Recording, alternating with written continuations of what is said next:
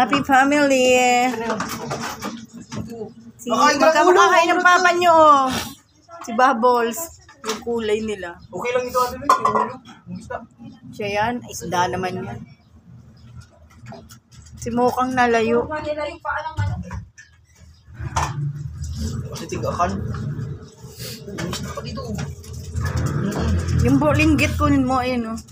Hindi mo nga nakain.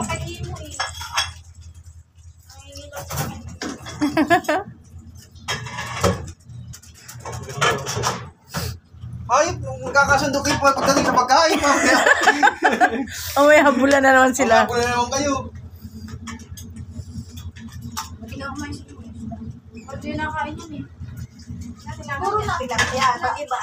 Kasi naging gala.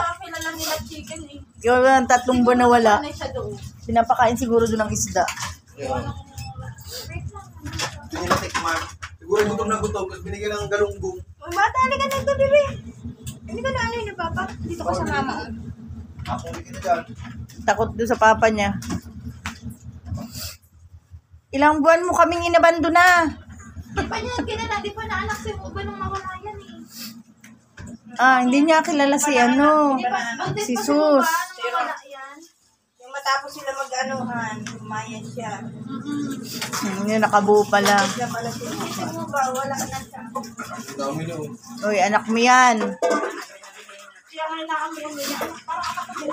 Baka siguro maano niya, ano niya, na, anak niya yan. Pag pinakita ko yun kay ate, yung video, kala mo siya. Tinan mo, may naano niya yung anak niya, oh. Yummy lang. Oo nga, siguro na ano rin yung anak ko to. Ako yata ito. Paras kami ng ulo. Inaamoy man din niya si Bubbles. Inaamoy lang niya. Lumayas na tuloy. Ganyan lang, pag nabusog ka lang, bubusogin mo. Ay, wow, meron naman tira kay Luca. May tira kay Luca. Trespassing.